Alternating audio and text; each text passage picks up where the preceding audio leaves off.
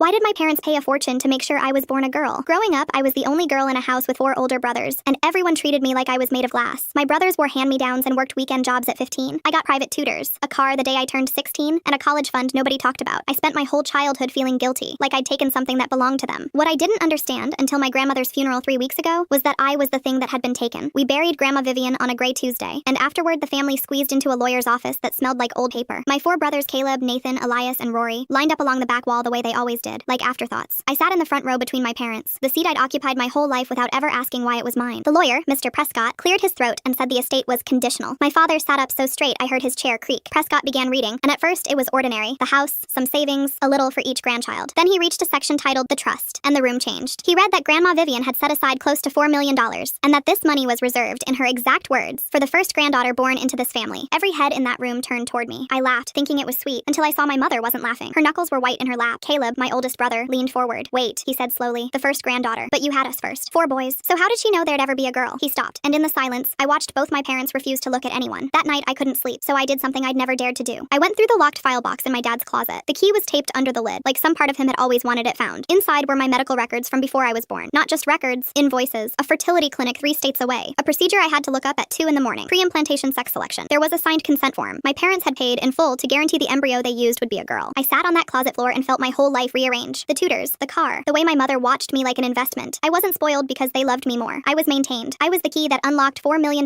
my grandmother had dangled just out of reach, and my parents had spent 20 years and a fortune building a daughter to fit the lock. The next morning, my mother was already making my favorite breakfast, the one she only made when she wanted something. "Sweetheart," she said too brightly, "Mr. Prescott needs a few signatures from you this week. Just paperwork. The trust releases once you sign it to us." And there was the last piece. The money didn't go to them. It came to me. Grandma Vivian, who everyone swore was sharp until her final breath, hadn't left a cent to my parents. She'd left it to the granddaughter they were desperate enough to manufacture, and she'd made sure that granddaughter had to sign it away herself, of her own free will, at 21. I turned 21 in 9 days. My father walked in, saw the file box under my arm, and went pale. "Where did you get that?" Not a question. My brothers drifted into the kitchen one by one, and for the first time in my life, I wasn't sitting up front alone. I laid the invoices on the table where everyone could see them. "You didn't want a daughter," I said. "You wanted a signature." My mother started crying the way she cried when she needed the room back on her side. My father started explaining about providing for this family and what any parent would do. I let them talk. Then I looked at my 4 brothers, the ones called afterthoughts their whole lives, and I understood we'd all been robbed by the same 2 people, just in opposite directions. I picked up the phone and called Mr. Prescott. My parents went still, certain I was about to sign. "I want to know," I said, watching my father's face. "What happens to the trust if the granddaughter declines it?" Prescott was quiet a moment. He told me, if I said no, every cent went to the children's hospital named in the will. Nothing to my parents. Not ever. My mother reached for my hand. "Baby, think about this family." I looked at the brothers my parents had spent 20 years treating like nothing, and I made my choice right there in the kitchen. "I already did," I said. "You should have raised a daughter instead of a key."